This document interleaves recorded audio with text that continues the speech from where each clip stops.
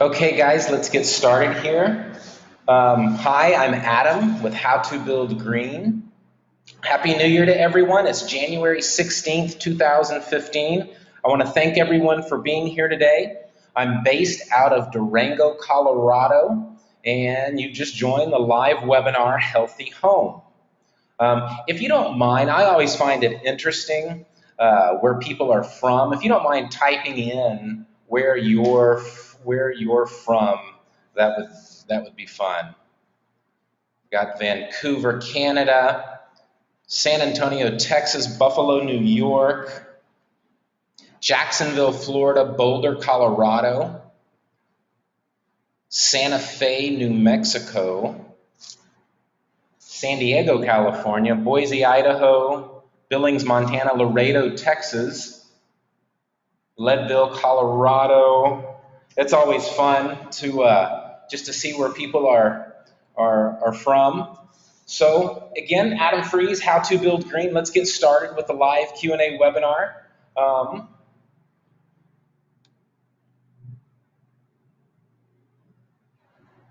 One second, let me set this up real quick here.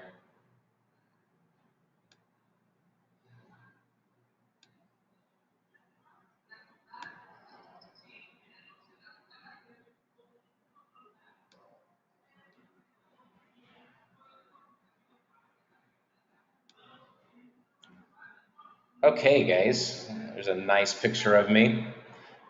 It seems that I didn't hear your response, the person that said they were having audio problems, or I haven't seen a new response. But when I usually introduce myself in a video, it seems to be interfering with sound quality, so I'm not going to do that. So you'll just hear my voice. You can see my nice picture sitting there. That's me, Adam Freeze. Okay, I always like to start off with just kind of validating, why you came here and if you're in the right place. And there's other reasons beyond this, but I just wanted to start off by saying you're in the right place, A, if you want to live in a healthy home. If you're interested in building a new natural home or remodel, you're not sure what to do with the information and many opinions scattered around the internet, you're not satisfied with your architect's and or builder's knowledge, you're considering contracting your own home or remodel. This is a big one that I have. You're in the right place if you're concerned that being really green is a risky investment. If you want to build sustainably, if you want to know about alternative building techniques, if you want to significantly reduce your energy bills, and if you want to just reduce your exposure to chemicals inside your home. As I say again, guys, there's many other reasons for someone to join this, but that's to validate, what types of, and the floor is open to any of your questions. So here's what you're going to learn by sticking around here. What does it mean to be green? What is it? What is it? And I've got a perfect example of that coming up just to really address that question. Obviously, it's free Q&A, answers to your how to be green questions, benefits of other people's questions for questions that you haven't thought of yourself. That's a big one. We all benefit from other people's questions as well. And what you can do to take action for your health, your investment, and sustainable choices you want to make. And guys, hang around to the end. I promise to deliver value to you through this free Q&A webinar. So just a little bit about myself, and not to bore you with myself, but it's relevant. It's relevant. My experience and how this all came to be is relevant and to put in here. So I have a business management degree from the University of Texas at San Antonio, which led me to corporate jobs that were unfulfilling, non-result getting, didn't really know what I was being a part of.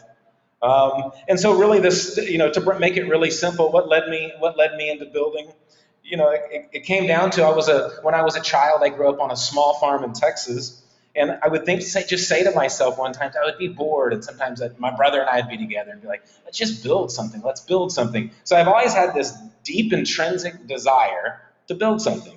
And so after leaving corporate jobs, I said, what am I going to do? So I went into carpentry, which ultimately led to general contracting.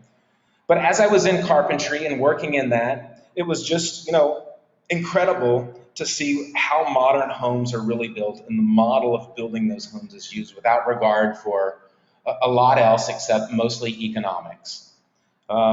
So really I began to question myself, what am I really doing here? Can I really be a part of this? So I've been on the dirty side of construction, if you will. Uh, uh, and so this is really what started my journey into green building. My wife and I, we bought some acreage outside of Durango, Colorado at this time.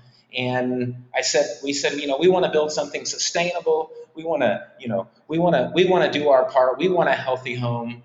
And so this led to an off-the-grid straw bale cabin, which was probably the ad. It was me on the floor putting down the Adobe floor, probably the ad you clicked on to join this webinar. Excuse me. And so that was the beginning. That was the beginning of my natural building career. And so we ended up with, like I say, 700 square feet off-the-grid straw bale cabin, lived in it a number of years. Our first son was born in there. It was a super cool place. And so this led me to general contracting and doing multiple projects a year, natural and green projects.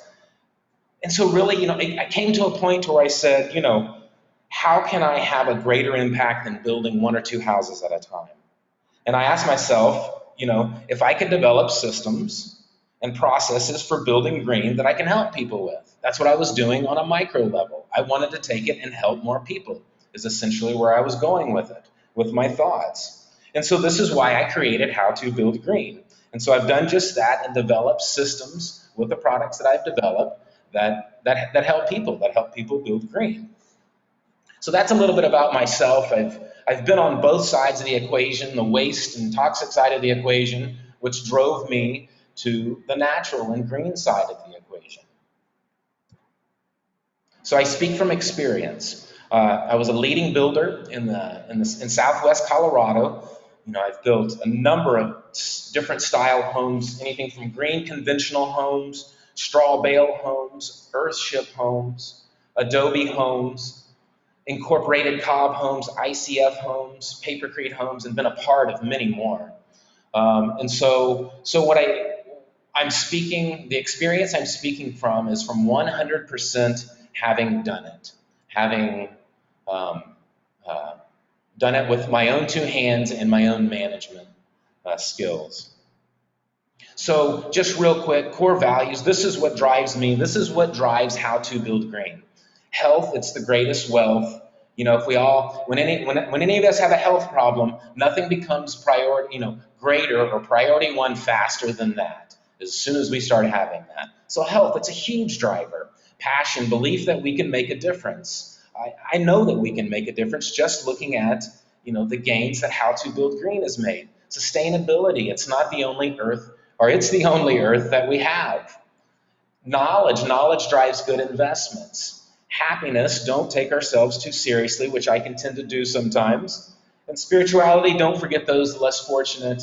And very soon, and I would like anyone's input on Facebook or on my own website, blog, is to comment on a nonprofit organization that you would like to see How to Build Green contribute to. So these are the core values that drives How to Build Green. So I think the best starting point before we get into the Q&A questions is, what is natural and green building? Okay? And I think the very best, this happened just yesterday, the very best way to define this is by example. And when I say example, this came from a comment from a Facebook post, and with all respect to this person, because it was important, and it shows how it brought up a much larger topic. So in the ad that you probably clicked on, there's Blueboard on the floor. And a gentleman commented that foam board flooring you're using is toxic. And so, important comment, super important comment. So I want to read verbatim how I responded to George's comment. I said, "Hi, George, and thanks for commenting. Your point is well taken, and you bring up a much larger point. What does green or natural building mean? Is it a strict definition, or could this vary from person to person? I take the perspective that it is not black and white.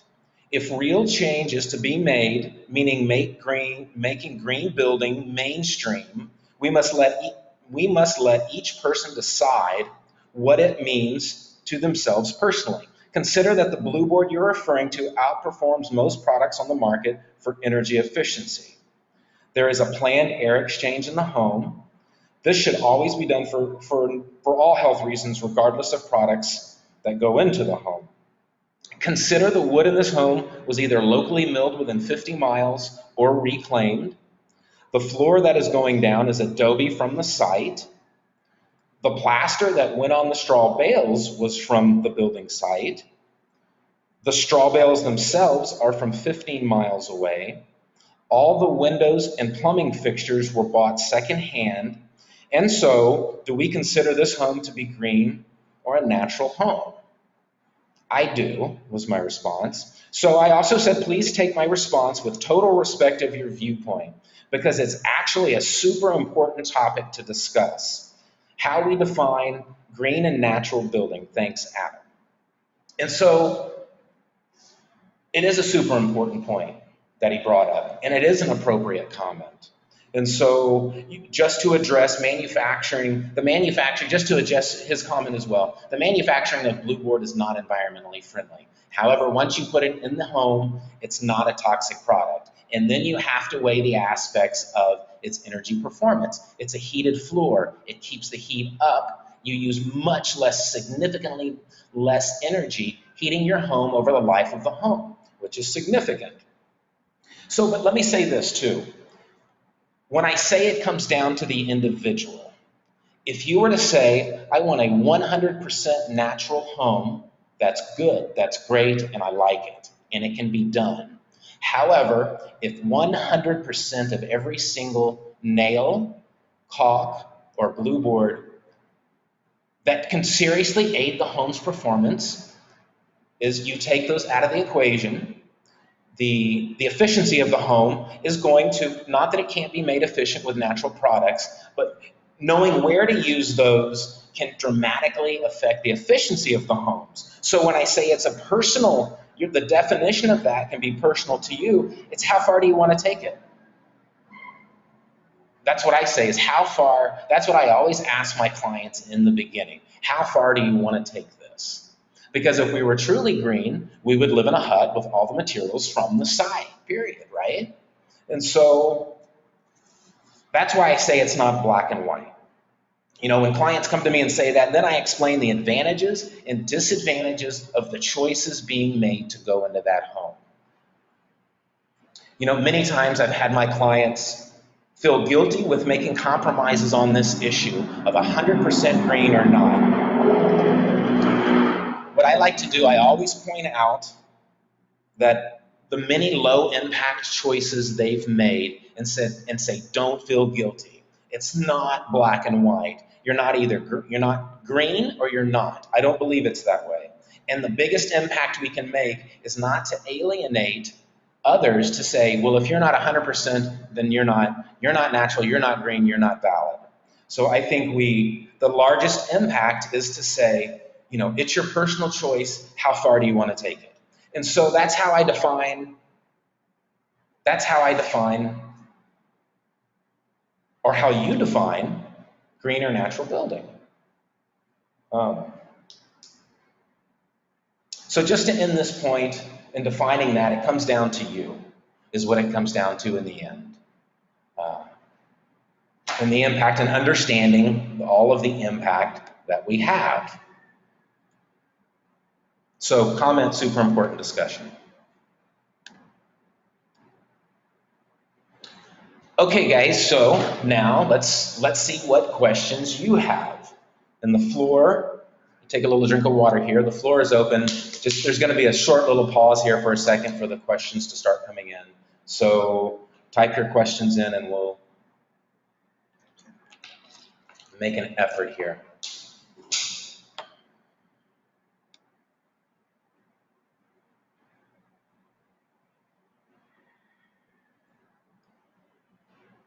What I try to do also is a lot of the questions, even stated in a different way, have overlap. So I try to give, I apologize if I can't answer each and every individual question, which I can't in an hour's time frame. So, but I try to take the questions, answer questions that have a lot of overlap with other questions being asked.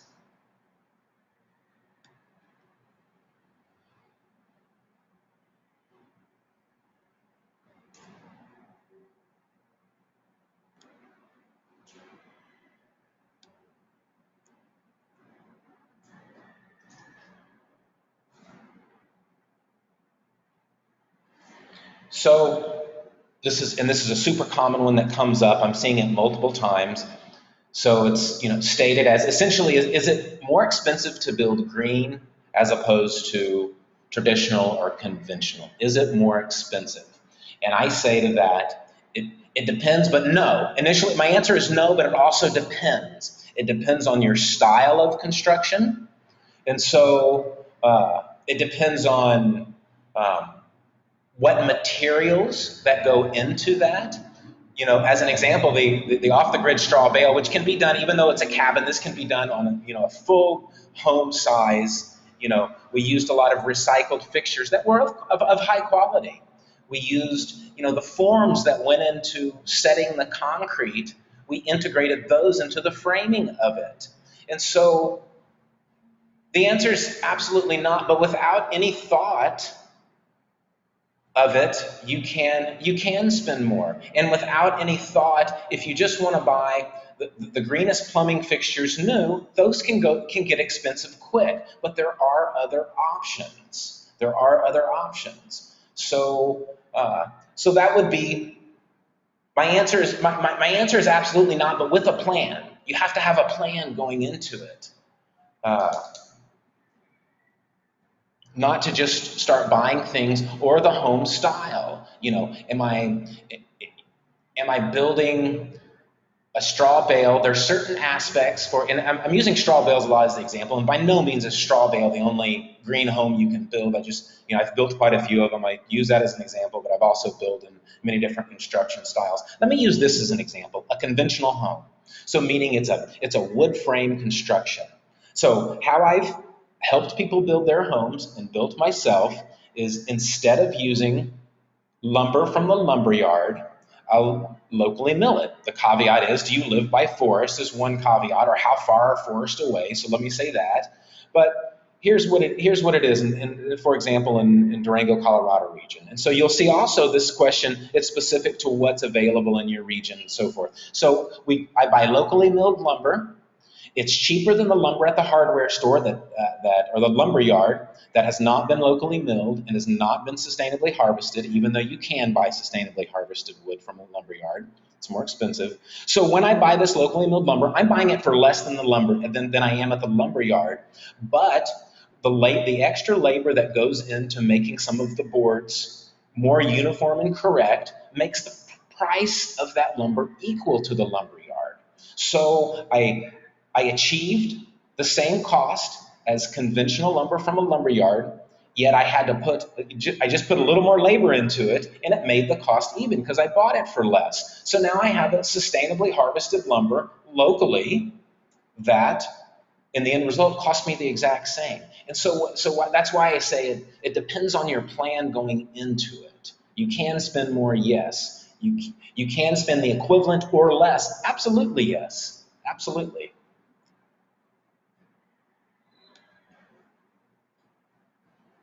So I'll end that question there. Look at some more of these.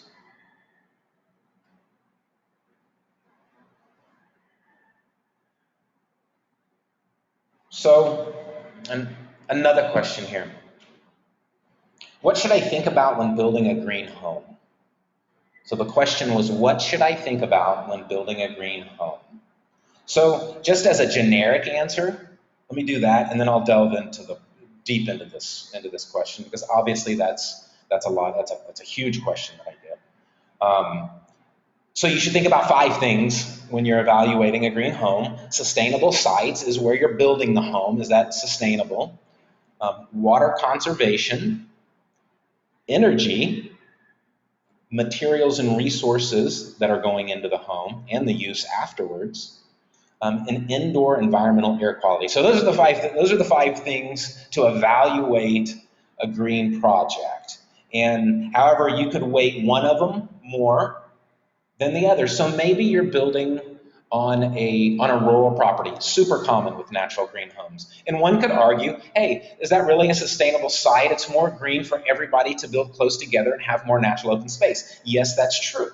However, you need to consider other factors. So I may not be high on sustainable sites, but I may be huge on water conservation. The strategies of using gray water in the house, in other words, reusing everything but the toilet water, the black water. I may have a photovoltaic system, a solar system that I use my energy from. I'm not pulling anything from the grid, or maybe I'm selling it back to the grid. The materials and resources that I use, maybe, I use local labor, I use as much local material as I could, or reclaimed material.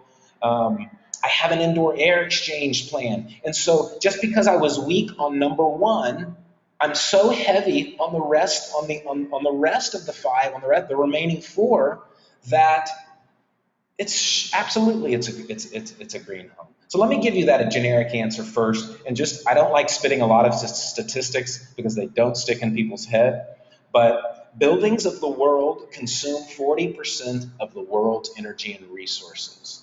So buildings are the number 1 consumer in the world. So it's significant when we decrease our impact that the buildings we build have, or the existing buildings we remodel have, making them more efficient, using green products. It's significant, the number 1 consumer. So let me go into, I want to dive into this. It's my starting point with people. With clients, as far as, let me speak about the building style that's right for you as the individual, because that varies. It varies by the individual. So let me give you an example. So when speaking of different styles or types of construction, the most important aspects are comfort zones. So comfort zones, what do I mean by this? All building materials are not created equally, and they don't feel the same either. So as an example, I'm not, like I say, I'm heavy on the straw bale, but whatever. So straw bale homes are one of the most unique homes on the planet, bar none. They just feel good. There's an intangible, organic feel of these homes that can't be replicated with other materials.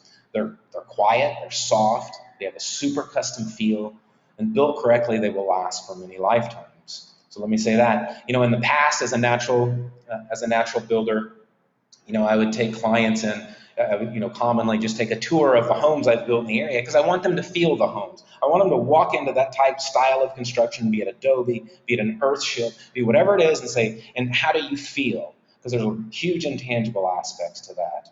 So clients would walk into, say, for example, going with the example of straw bale, and they would say, there's, oh man, I get it, there's something special here. But then we talk further about their comfort zones. What does that mean? And so when I tell them, okay, 15 to 20% of the big insurance companies for homeowners insurance will insure these.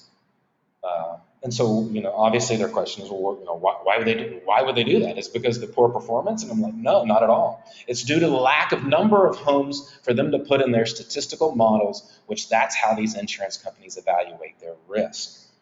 And so a quick note too, you are able to get solid competitive rates from reputable insurance company for straw bale homeowners insurance. And not every type of construction, either papercrete or whatever, a lot of it's counted as conventional, even though it's an alternative product. Let me say that as well.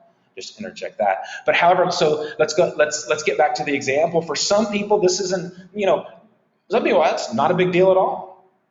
And for others, it's a huge deal, and it's a comfort zone thing. And it comes down to the individual. So I like, it's funny, giving this, it's kind of an extreme example, but it shows, I just want to emphasize the importance of comfort zones. So I was building, this was about 6 years ago, I was building a home, and it was just outside of Durango, Colorado, straw bale home for a guy out of New Orleans. And so in the beginning, we talked about comfort zones. Hey, Roy, we don't, you know, who's your current insurance company? State Farm. They won't insure it. Maybe they will in time. They won't. About 15%, maybe even 10% at that time will insure these. You got to be comfortable with that. Yeah, yeah, yeah. And we was moved through. And so to go on with the example, so that was done. I just had the bales delivered to the site. The house was framed up. I used a non-load bearing straw bale, which means the weight of the roof is on wood, significantly less wood, but wood as opposed to the straw bale. And he called me that day and said, hey, I just called my State Farm insurance agent, and he said, that they don't insure straw bale homes. And I said, no, remember Roy, we were talking about? And he's like, yeah, Adam, I really do remember that. But damn, I didn't absorb it. And so I want 24 hours to think. I can't, I don't know how comfortable I am with that when it comes right down to it. And so we hung up the phone, and knowing Roy's personality to that point, I knew I was really needed to come up with some solutions. And so the next morning, he didn't call, so I called him and I said, how are you feeling, Roy? I'm not feeling good, I'm just not, I don't know how comfortable I am with it, and I'm just trying to think of what we can do. And I said, well, listen to my solution to what we have to do. We can still get you a natural home. We can use locally milled lumber. We can frame in you have these big wide gaps for straw bale because it's post and beam. We can use local lumber to frame that in. We can make the wall big and thick. You have a super insulated home, super efficient. It was a passive solar home. And we can still use the natural plasters on the inside.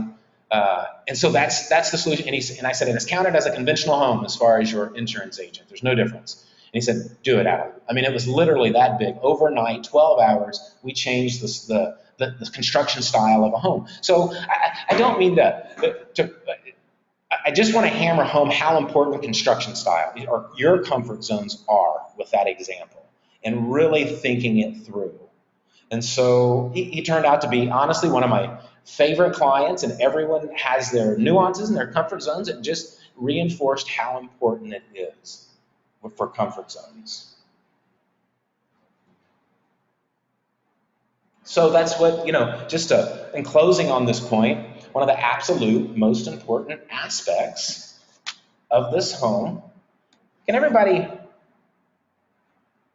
hear me? Excuse me, just for 1 second, because can everybody hear me okay? Just want to make sure my sound quality is okay. Okay, it is. We got it there. All right, so just in closing on this point, what was I saying? One of the absolute most important aspects on deciding a house style and materials that are right for you is to explore your comfort zones. All building materials have their strengths and weaknesses, bar none. The question is, which one's right for you?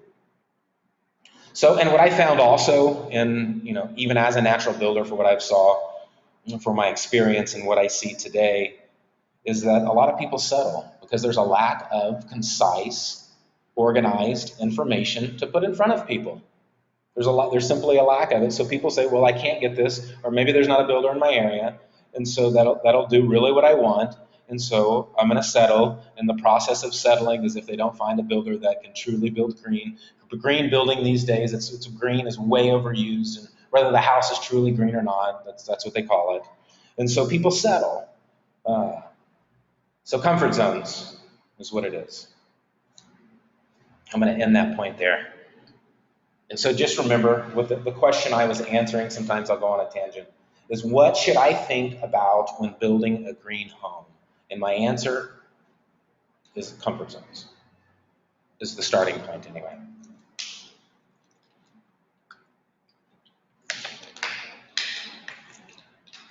Okay, give me just a sec to look through more of your questions.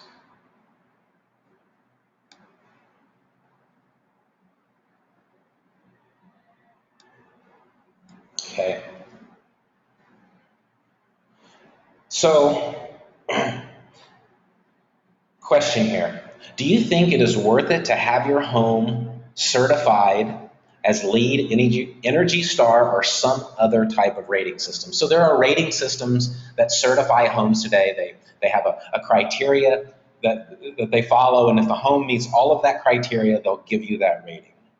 Is what that is really what the question drives, or what a certification is. So I think it depends on your goals. Okay, so I think it depends on your goals. Does it help with resale? Sure, it definitely contributes to the resale. No question about it. They're meant for a reason too. Does it make the home more efficient? Yes, it does. But I've also had homes. I've also had, say, an Earthship home that was so efficient, used such little resources. The resources that went into it were, very low impact, but had no certification. So what's the reality of that home compared to, say, a LEED home that was good? The objective was good, but its impact was greater. And so that's what comes to my mind now. So really, when I have this question and it comes up, so what I say also is, okay, so with a limited budget, which is what most of us have. So we have a limited budget. So what we have to do is say where we're going to spend our money, on which line items, where are we going to put the money in the house, and this varies. So let me explain with this, and I like to give examples because they're easier to understand. So a LEED certification can cost anywhere from $10,000 to $15,000. And that's one of the more expensive certifications, but just bear with me. So I would say, instead of spending this, if it came down to having a photovoltaic system, which is a solar system for electricity, I say put that money into a solar system as opposed to a LEED certification. I think you're getting a bigger bang for your buck. If you have to choose. If you don't have to choose, great. If you have to choose. And so when you look at the impact that the LEED certification has, and it sits there, it's good for resale, but the photovoltaic, one could absolutely argue it's going to be even better for resale than the LEED certification, and it's doing something for me. It's working for me every day. It's working for me and minimizing my impact. And so it's also the economics of solar systems, not to get into solar systems, but the economics of them have drastically changed with their federal rebates that are 30%. That's a dollar for dollar rebate, tax deduction, or if you don't have that many taxes to deduct, they'll send you a check. You also, for the certifications, there are tax incentives, and also state programs back to the solar electric system. Many individual states also have rebates. And so I've gotten up to 40% off of solar systems. So the economics make sense these days, and the cost of them are coming down too. So that's my answer for whether a home is to be certified or not. Let me say this too: Energy Star, and it depends on what state you're in. There are raters, that third parties that come out to do it. They're much less than $10,000, but say it's $3,000. Or another rating system, $4,000. What else can I do with that money to buy with that money that of value to lower my impact and make me more energy efficient than that certification? That's my answer, and I'm not knocking certifications at all, because they're good. Their purpose is good, and they're good. I like to take it a step further. So we'll wrap that question up there.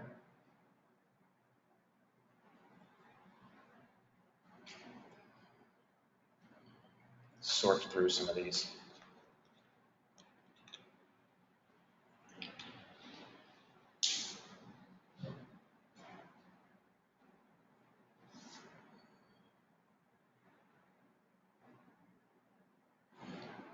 So a question: where can I purchase green building materials and products? And so that's It's a super general question, but super important because you have to, at some point, you have to start with a general and go into more specifics, drill down into it. But, to start with, there are, internet searches for sure. So, it's just to start Googling what specific green product are you looking for and what's offered out there.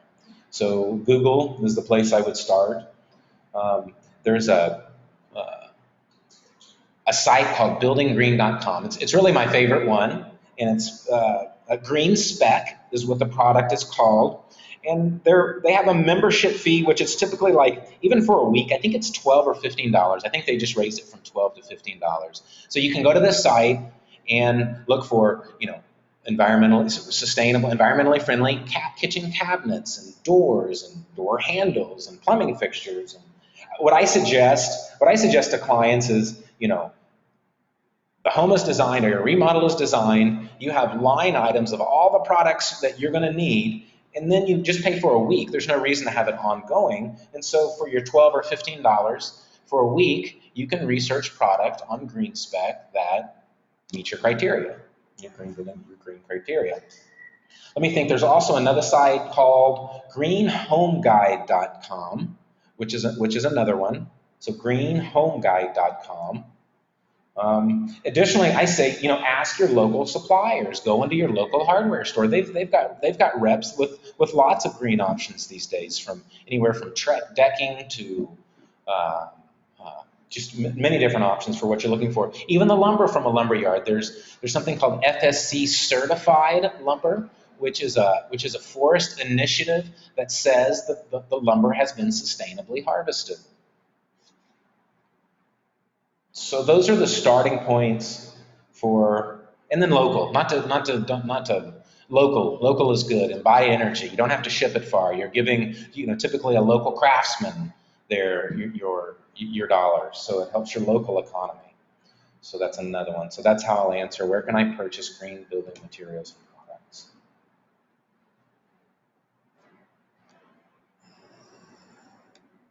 Just looking here, guys.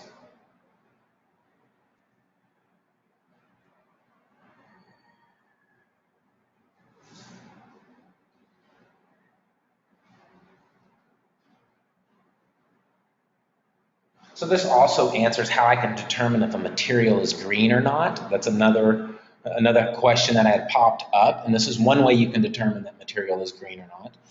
Another way you can determine is if you're using something that's recycled. Maybe it wasn't manufactured sustainably or environmentally, but the fact that you're reusing it and there's not another product that has to be manufactured that is sustainable to replace it. Well, of course that's green. Remodeling is an existing house, moving into an existing house and remodeling it to make it a healthy home. That's green. You're using materials that have been there.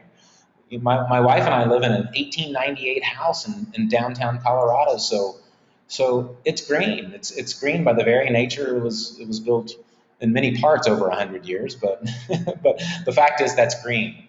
And so when you look at that, recycled products, it's really green, and it's not hard to do. And that's the lack of what a lot of the building models and builders, and it has to do with profitability and modern construction, and many times it doesn't pay for them to think through being more green, even if it's really not costing more. And their argument would be, well, it takes more of my time, and my time is money.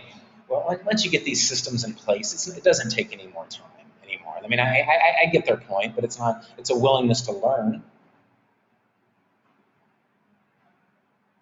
So I'll end that question there, just because there was a lot of overlap with it.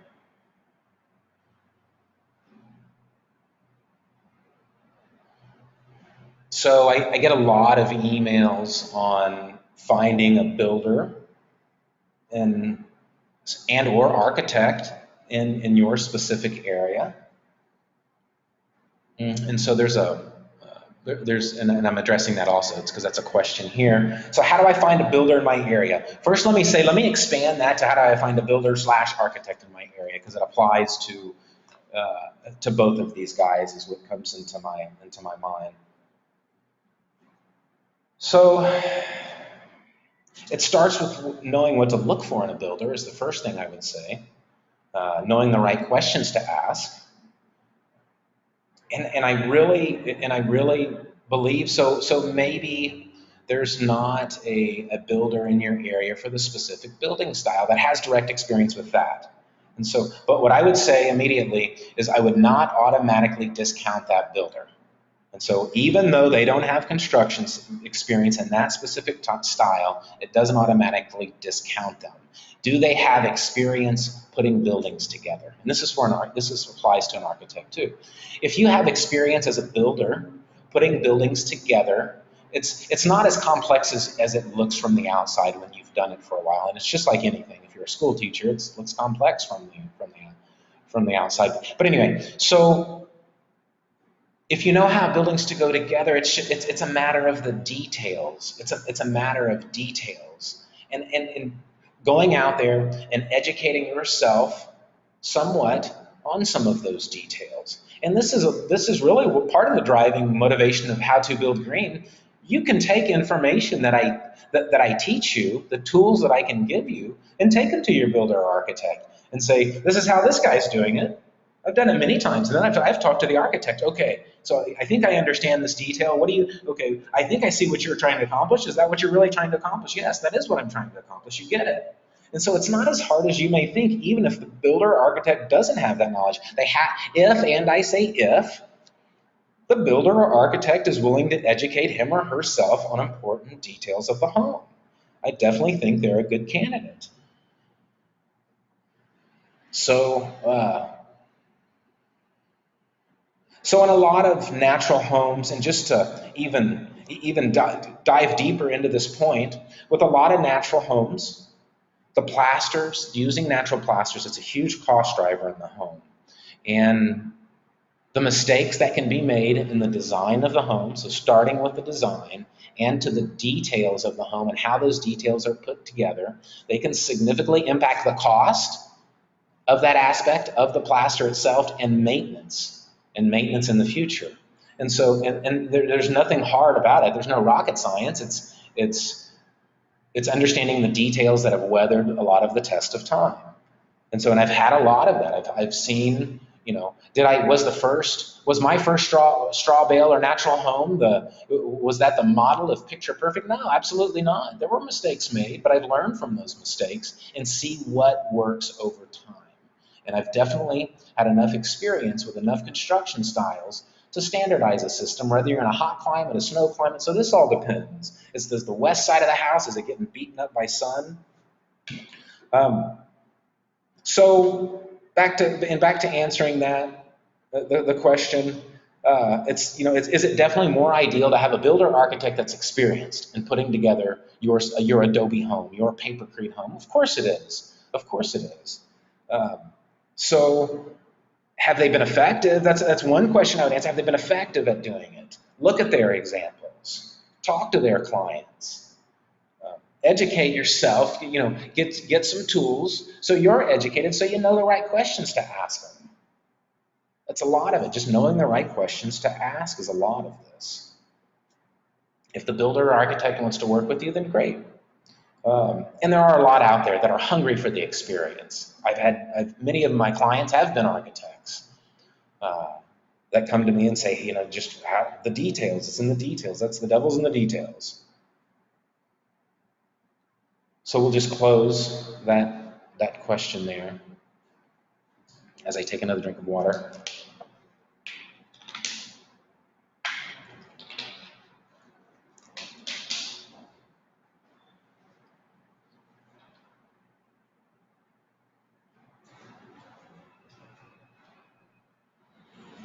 Okay, so next question here. I'm not sure about being my own contractor. I don't know what to consider. I'm not sure about being my own contractor. I don't know what to consider. And this is a good question. It has overlap in other areas of it as well. So really, when someone first comes to me and asks this, the first question, and I don't mean this negatively at all, so don't take it that way, but the first question that I ask them as a true hard evaluation of it, whether they should be or not, is how much do you make at your day job? Are you a computer programmer that's paid hourly that makes $75 an hour, $90 an hour, which is super common? Um, and do you plan on taking a lot of time off to do it, not just to be your own, but maybe to engage in the carpentry or maybe you've had, some other experience in the home? And so I'm like, this doesn't consider the intangible aspects of being self-gratifying and self-rewarding, but many people do it just because of money. It's usually the number one priority. And so I asked that, an honest evaluation of that. How much do you make in your day job?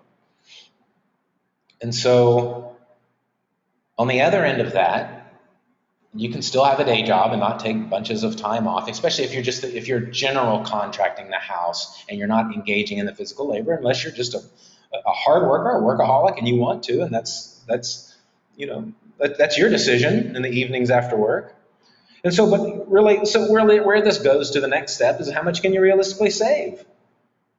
And you can read on the internet, oh, you can save 30 to 40%, 50%. Being your own contractor, that's not true. That's not true without some real exceptions. And really the most realistic exception would be is if you had, for example, 5 years to build your home, you're going to be the general contractor, and you were going to engage in, a lot of the carpentry, a lot of the plasters or the flooring or all of that, but general contractors don't have a markup of 30 and 40%. That's not for custom home builders, especially in the natural building market.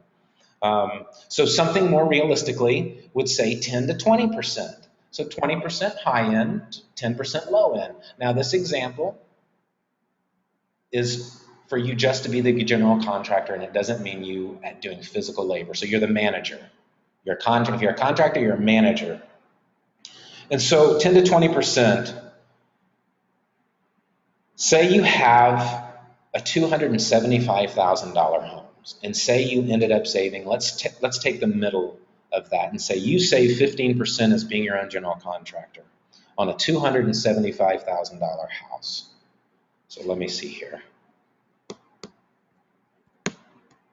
So you would save $41,250 if you saved 15% on a $275,000 house. And so $41,250, most of us finance our homes, not everyone, some people pay cash, but most of us finance their homes. So it's also the interest on that, which, just on a 30-year fixed at today's rates is probably going to be double that you would save over the life of a home.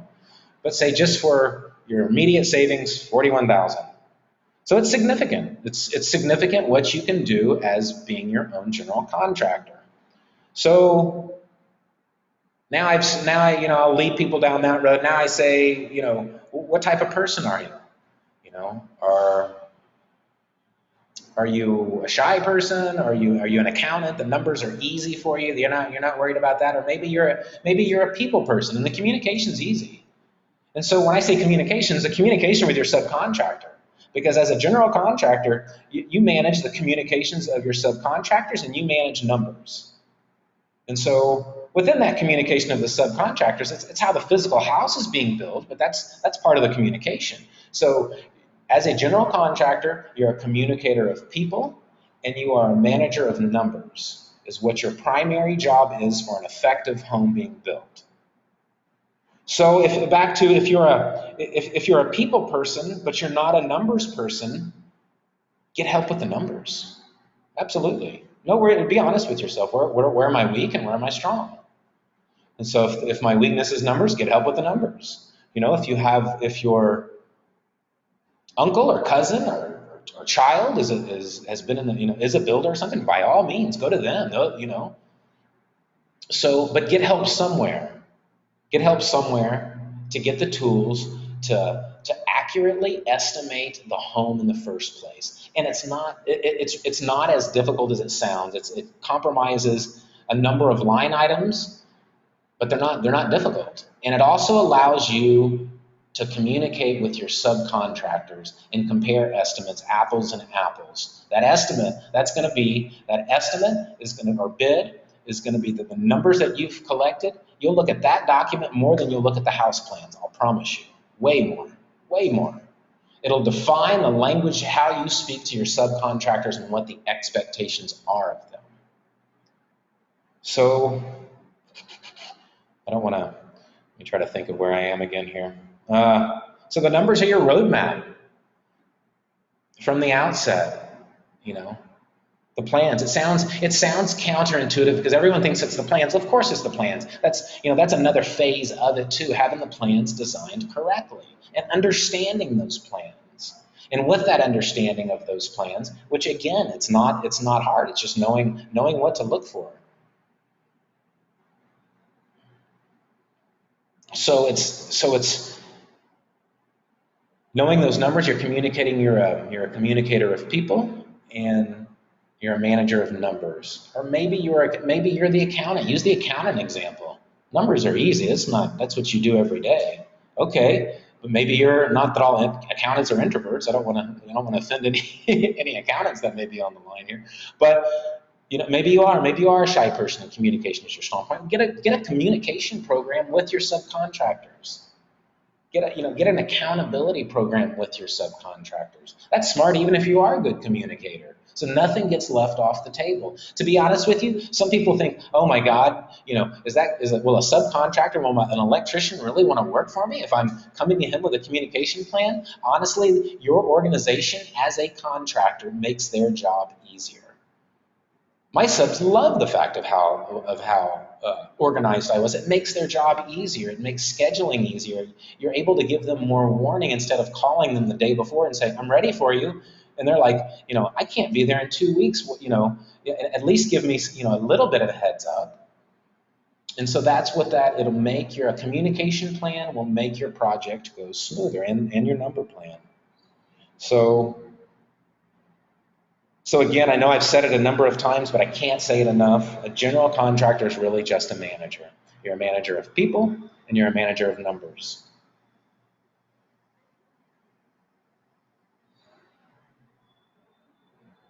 So preparation is what comes to my mind as a general, for you to be a general contractor, and it's not, it's obviously that's part of why I'm here. I give people the tools to be their own general contractor from my experience, from the systems that I've created.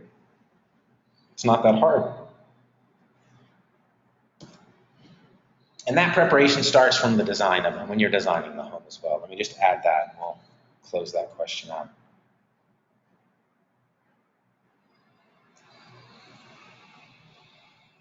Just give me a second here. Let me look, guys. Like I say, I try to put questions together because I can't answer all of them.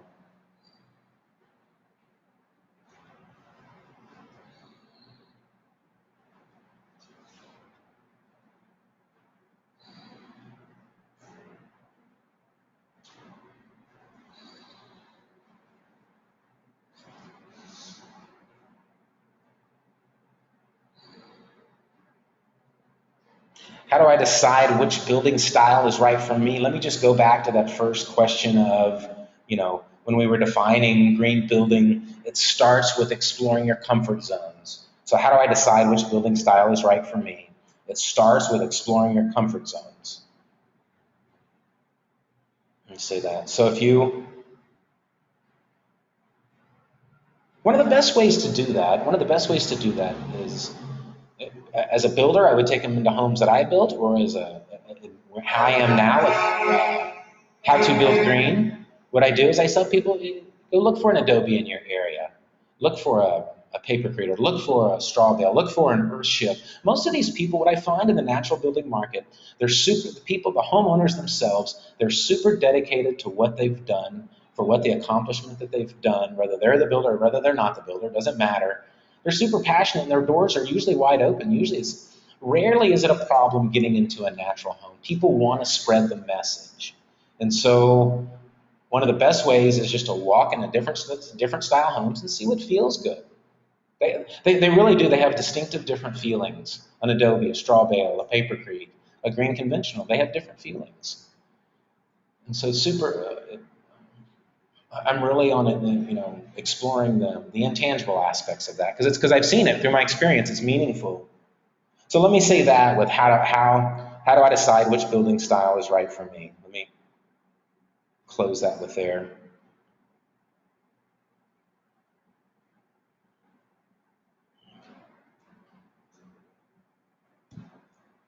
So what does passive solar heating mean? Is the question. What does passive solar heating mean? What it means is when the sun, so passive solar heating, meaning you want the sun for heat, is you orient a home south. You have some rotation, but the axis of the home is south. There's a certain percentage of windows that you put on the south side of the home.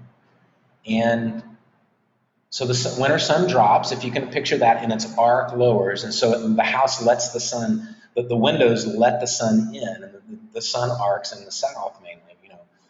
And so in the summer sun rises and the arc widens, and so you build the eaves, the overhangs of the house to block that off. One big mistake you'll see with some passive solar homes is they didn't build the eaves. It's maybe they don't have these. Maybe it's a Santa Fe style home that's passive solar. What happens then is that you let a significant amount of the summer sun in, and so even though you've dramatically heated your home in the winter, you're also dramatically heating the home in the summer. So it's super important, the eaves that are going to block the summer sun, which depends on, most architects these days have that formula. You can even find it on the internet. It's just about it's about your longitude and latitude, where you geographically are, and figuring the angles of the sun there to figure out how deep, how long, how wide your eaves need to be. So I don't want to overcomplicate the answer to this. And so then when I let the winter sun in,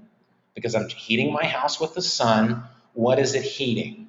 And so the most efficient thing is to have thermal mass in your floor. What does that mean? Meaning, if you have concrete floors, it's a high embodied energy product, but it's super efficient and has a lot of thickness and thermal mass at absorbing the heat and keeping it. So when the sun goes down and it's not heating your floor in, the concrete's slowly releasing the heat that's been heating all day. It's, in our climate in Durango, Colorado, which is a cold yet sunny climate, it's dramatic, the gains that you can have made. Then you can go anywhere. Concrete's only one example. You can, adobe floor. I love adobe floors. They're one of my favorite floors. Done correctly. They're super durable, and there's a huge amount of thermal mass. And you're building. Essentially, don't think of it as a dirt floor. You're not kicking around dirt. It's a refined finished floor. But you've got 4 or 5, 6 inches of consolidated treated dirt that's absorbing the heat from the sun all day. And so does it still, when you have this passive solar home, are you still, even if you had a crawl space with carpet on the floor, you're still going to have dramatic results. The sun's still heating furniture. It's heating. It's just not as efficient, but it's still dramatic. I always contend that you can build a house out of cardboard, orient it south, and you're going to have, in a cold climate, and you're going to have dramatic reduction in energy costs. Period. It's significant. You just have to put some thought into it, how you're doing it. And sometimes if you're building in town, sometimes the orientation may not allow you to do that on a lot that you may already own in town, on a city lot or a remodel that you're already in. Maybe you have a lot of the sun is already blocked. It's okay. It's one aspect of green building, and you may be weak in that one, but if you can go ahead in the others, your impact is significant. So that's what I would say. Orientation design obviously goes into from the beginning, the design. I know in our 1898 house, downtown Durango, we had some passive solar exposure. So essentially it was the side of our house, but we put a number of windows, and there are formulas for this, but a number of windows on the south side of the house. And we cut in new windows. And so it's wood floors with a crawl space. There wasn't a lot of thermal mass, but it's still significant gain. Even in a cloudy climate, it's significant, the gains that you can make.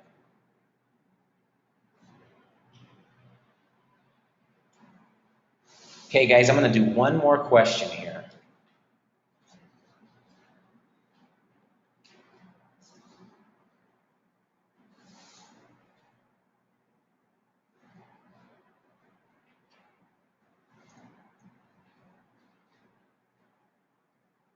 So what makes a healthy home? So that's a huge, part of the reason why you're here. It's the name of the seminar, right? Healthy home. It's a big question.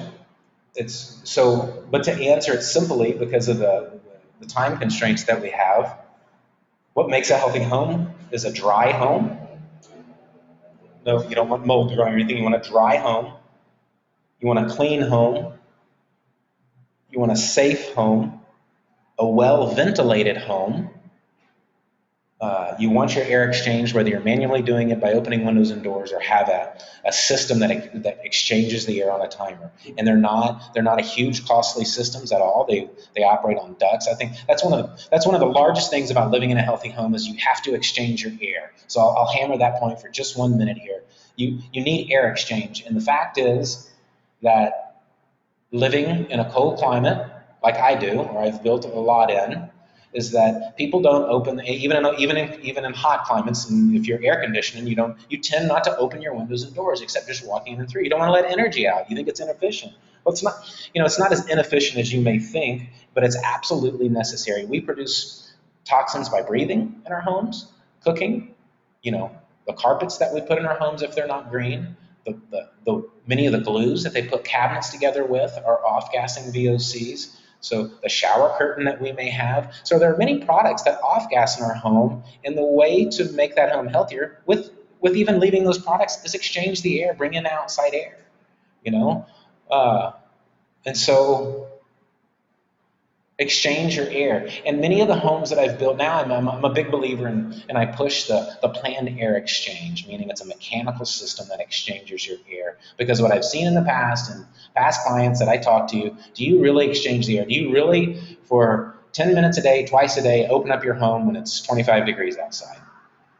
And most of the time the answer is no. Really, all you're really losing from an efficiency standpoint is some warm air that's regained quickly. I mean, a structure is heated when you heat a home. It's the structure, it's the sheetrock on the walls, if that's what's on your walls. Your floor is heated, your furniture is heated, so it's not as inefficient as you may think and super healthy. I prefer a time system that, exchanges the air every, hour. And in cold climates as well, you can cool the air that you're exchanging, or you can heat the air that you're exchanging. So it's not just a blower blowing cold or hot air into your home. So that planned air exchange is huge. I got off on that as far as well ventilated. You want a pest-free home, a contaminant-free home. We have lots of contaminants, from cleaners to shower curtains to everything in our homes. A well-maintained home and an energy-efficient home. We want to draw few resources on the home. So those are some real broad elements that go into what makes a healthy home.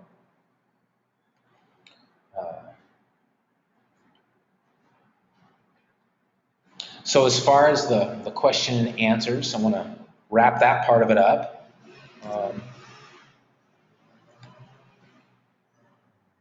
So what's this all about? Where is it? So you're here. You've asked me to join your free webinar. What is it really all about? I think a lot of it's about being in control.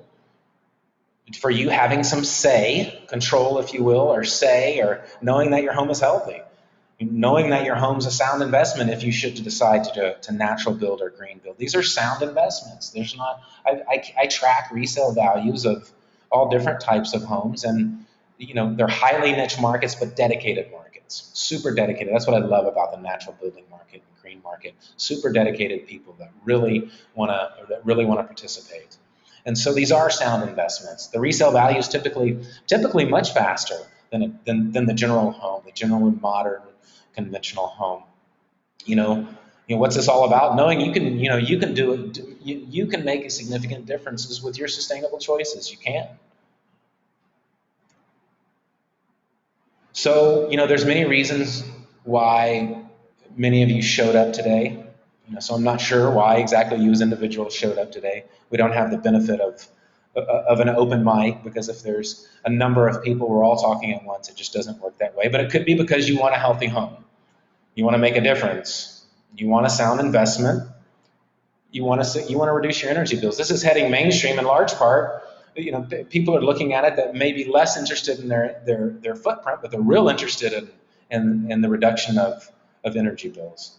You don't know where to start. Maybe that's why you're here today, or you want to be your own contractor. It's a big one. So I hope you really get this one thing from here, from, from this, is we here at How to Build Green have developed systems that can be applied to your specific needs. So this isn't, it sounds like a lot of information that's overwhelming, not when it's formatted and in concise how-to steps. It's not complicated. Really the creation of these processes, it enables, go to my website, go to my Facebook page, it's enabled a number of people to really get the home they envisioned when they may have been close to settling, as I had talked about before. So really the obvious question is, how do I apply the systems to my needs? How do I do this for myself? You can take it slow, which there's nothing wrong with, using trial and error, taking some of what I've shared today and going deeper, researching it more deeper, no question. That can be made, or you can do it quickly using some of our products as well. So the product and service systems are designed to give you the solution, every single thing you need to create the home that you've envisioned, that you've dreamed of. Really we're founded on helping people. That's really what it comes down to. If enough people want the help, then we have a viable business. If we don't, then we don't. But you have to help people in some way. So, and it's absolutely the fastest way to get from point A to point B. From the meaning, you can trial and error. And I've seen homeowners without help do it themselves and done a great job, an excellent job, worthy of calling them legitimate, a builder. And I've seen homeowners as well, and the more norm is I've rescued homeowners, especially trying to be their own contractor, when they just spent more on their on the project because of just the lack of knowledge, the lack of the right tools that can be given to you to do it correctly from the outset. So what exactly is it? So we have product offerings that cover step by step how to get the home you want. It's delivered online. There is coaching and support bundled in to keep you on track and reach your goals. So it's not a product that, or service that we meet online, we go over it, and then it's like, okay, we'll see you later. I do offer service support, absolutely. My policy is please don't abuse it. That's my only caveat to that. Is that, so if we get together and you need some ongoing support, absolutely. I won't turn you away, but don't abuse it is really just the policy let's just be common sense about it. But it's really the whole idea is to keep you on track and have you reach your goals. It's obviously the whole point. If I don't help people, I don't have a viable business, and I don't make the impact that I want to make. So definitely the most exciting work that we've created. It's really cool having bundled all this knowledge that I have from my experience where it's usable information and scalable, for meaning it's not just going to 1 or 2 projects, 3 projects a year. So what do we offer here? Excuse me, let me take another drink of water. My throat seems to be dry today. So the how-to product and service offerings, one of our hallmark ones is your new home or remodel.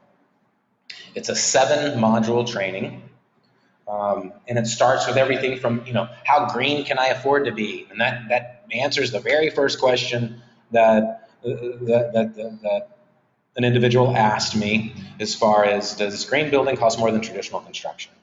And so we delve deep into that. How green can I afford to be? What does it mean? What does it mean to you? What does green building mean to you? Back to the Facebook post example.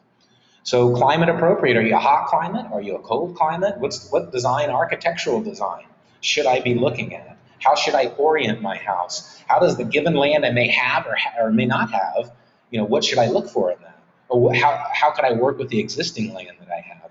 Your health comes into this. What you do to have a healthy home. What are the how-to steps on the inside?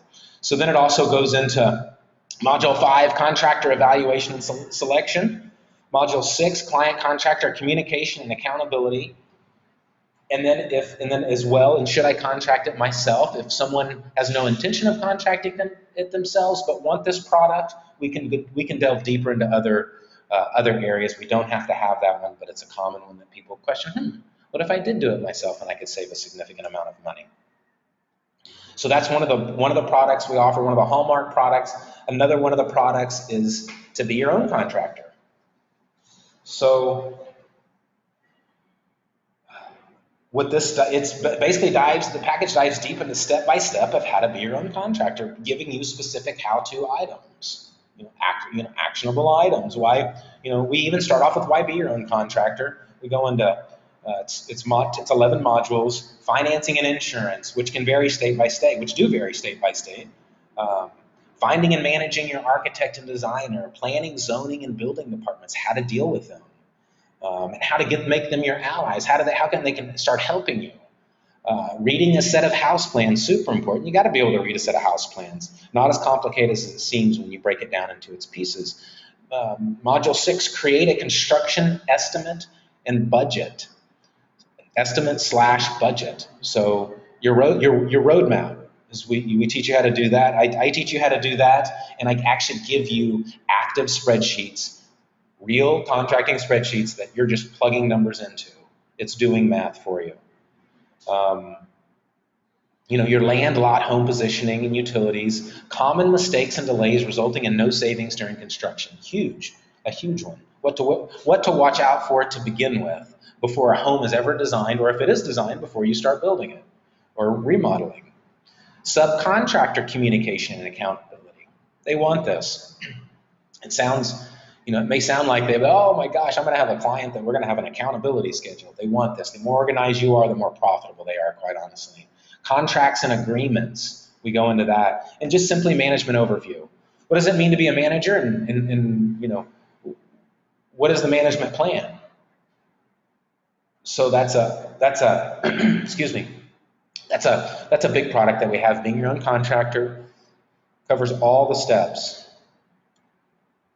How to read a set of house plans. And so then we have some house plans that we go into and just do it in pieces of it. So obviously if you were to say, hey, being your own contractor is right for me, obviously you wouldn't want to read a set of house plans. It's included in there. Avoiding common construction mistakes, it's included in there. So, but what's included in how to read a set of house plans? I would suggest doing this even if you do have a builder. Quite honestly, it's, builders get busy, little mistakes get made. You're going to get more of what you want by attending a small training and being given tools on how to read a set of house plans with a builder. It'll enable you and your builder to communicate more appropriately and, quite honestly, check their dimensions and everything that are being laid out. So in this package, it's how-to steps, 8-module training to read a site. These are just sections of the plan: site plan, floor plan, sections, elevations, that meaning the exterior of a home, roof framing plan, electrical plan, plumbing plan, foundation plan, the engineering details. It's really not as hard as you think when you break it down into its pieces, and you leave with materials that you can use. So it's not just, I don't remember, what did he say? And so you use we part with materials that you can use and do offer follow-up support with that. As well, avoid common construction mistakes. Maybe you're a great communicator. I could do without the communication plan. I'm a great numbers person. Maybe I've done some contracting of my own remodel or all of that. I would still suggest this as far as knowing maybe those mistakes didn't come up for you. Knowing what common construction mistakes happen and their cost implications and timing implications, which usually with time, if it's finance, there's a monetary value to that. And so that's a good one. It's construction mistakes that relate to architects, builders, subcontractors, clients. That means you, yes. Suppliers, neighbors, inspectors. Neighbors actually could be a big one. An angry neighbor can have a project shut down for a couple weeks at a time with just silly complaints that take a while, that may be meaningless, but that take a while to go through there. So have a plan with your neighbor. Have a strategy with your neighbor. Just go talk to them, in other words. So communication with your inspectors, your insurance company, your financing, big ones. What to do when a mistake has been made. So when a mistake has been made, it's the real world. Mistakes happen in the field. What do you do with it then? Should you hold your subcontractor accountable for that? Or if maybe it's your builder, hold your builder accountable for that. What does it mean to be held accountable? Usually it means financial. So that's a good one to have even when you do have a builder. So create an estimate or a budget. Obviously, this would be included in the Be Your Own Contractor package. But this is a popular one that's sold for people that just say, I can do all the rest. I may have experience, or I've got,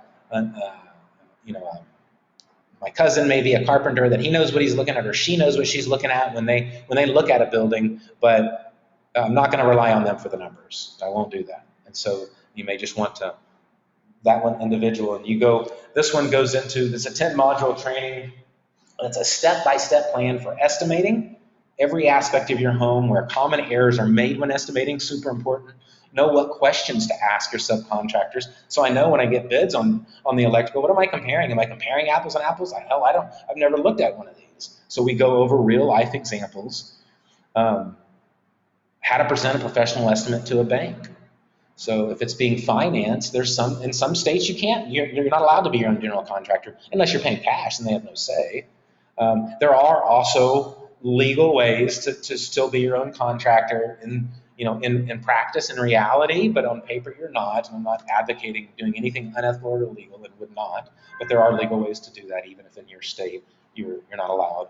So understanding, within this creating an estimate or budget, understanding circumstances for legitimate cost overruns. And there are legitimate circumstances that none of us can see. We didn't, during excavation, none of us could see that no other neighbor in the neighborhood, when they excavated, had boulders. And now there's big boulders down there that were pulling out the size of a car. And it happens, believe me, it happens all the time. And so there are understanding what those can be, and understanding there needs to be a contingency in your estimate. You need to have some padding. Those initial numbers are a perfect world, and you need to know how much and where to pad those numbers. Generally, as a good general rule, 10% contingency. Sometimes it can be excessive on a tightly run project. It is, but there are legitimate cost overruns. Is more the point there. So utilities, very big one. Running utilities to the house, there can be a lot of hidden costs in those. And we go over those in creating an estimate on our budget, because you need to watch for them. You need to know how to estimate for those. And just how to use this as a working document. That's what even with my clients, when I was a builder, even now, it's a working document. It's a living document. You're inputting, it lives and breathes. You're inputting numbers in and working with it every day. So it's in the details is all the numbers. Nothing hard, it's just in the details. That's a good product, solid product, popular product. So another one, it's a 9-module training, evaluate your real needs and budget. So it sounds weird to evaluate my real needs. I know what I want. Do you? Do people, what I find is the more I dig with people, this would be included in the new home and remodel training, tools and training. And so, like I say, some of these are parts of the other. But maybe you're just in the stage of you want to evaluate your needs. You don't need all that. You just need to know, I need to know what I don't know. And so that's what this does. It lets you know what you don't know. How green can you be? What costs drive building styles and materials? What comfort zone? What are your comfort zones relating to all of these? What building material is right for you? Where do these materials come from? What materials are available in your specific region? We'll go into it for your specific region. What are the financial insurance implications for your specific region? I know in some areas there's natural building is really prevalent, and bank financing, no big deal. Yeah, I'll give you a construction loan on an earthship or a straw bale, no big deal. We'll have the permanent financing takeout. It's not a big deal. In other areas, it can be a little more sensitive. We go into even, are there knowledgeable builders in your area, and what are the next steps? I give you next steps. So now you've told me what my comfort zones were, so what do I do now? And so you're not left hanging. We take you into next steps. Review your existing house plans. So I've had many individuals say, this home was designed, I don't know, the priority wasn't green and sustainability. What can you look at it and give me an action plan on how we can be more sustainable? Maybe we can change some things, maybe we can't. But if we have the flexibility of maybe placing more windows in one area than were originally drawn, then we can do that. Most of the time you can, unless the house is sitting there. But which you still can. So reviewing your existing house plans, what really the objective is how, how can we integrate as many sustainable materials as possible, and how can we prevent mistakes that happen before they happen in the field? How can you get more of what you want? How can you live in more of a healthy home? Maybe an air exchange system was never designed in the home. And so how do we route the ductwork for that so I can have a planned air exchange? Huge for living in a healthy home. And so I go over all aspects of those plans with you, is what I do with those. And so it's you'll make your money back many times over with the evaluation of existing house plans like that. And speak to me. That's what I also tell. Tell me what you need. If I have enough people say, this is the package I want. This is what I want. This is going to fit my needs. I'll design one for you guys. And so, or if it's just a one-on-one thing. I mean, I've even acted as a coach throughout the construction process. So maybe, your need is, I want to be my own, general contractor. I'm going to do it. But can there be more hand-holding than what's in your be your own contractor product, meaning throughout a planned communication schedule between us and evaluation? So, many layers of more support. So you tell me. I'm definitely open to any other ideas you guys may have for that. So we can't always wait on others. Sometimes being green means taking matters into our own hands, and I'm a big believer in that. As far as maybe the builder in your area doesn't have the experience. Send them to a training. Send yourself to a training. Send your architect to something. Take matters into your own hands. Have it be a requirement. If they truly have the interest in building your home, they'll be open to it. Whether you ever buy anything from me or not, take action for yourself, our environment, and in your investment. So essentially, the how-to products help you achieve your goals. That's the point of them. If they don't help you, I'm not here. That's what we're here for. So, you're thinking, okay, how much does this cost me? Excuse me, my throat is really dry today. So our how-to, your new home and remodel, is $197. The value let me just also say with these products, the value that you will get from these products will go so far compared to what you're paying for these products. You'll, knock on wood, wherever some wood may be, I don't have any in my reach, actually right here at my desk. But I haven't to date had a client call me back or have not given a refund. I do get 100% satisfaction guaranteed refund, and not to sound too commercial or cheesy, but I want to give you the confidence to trust me, because I will return your money, no questions asked. You said, Adam, it just wasn't what I expected.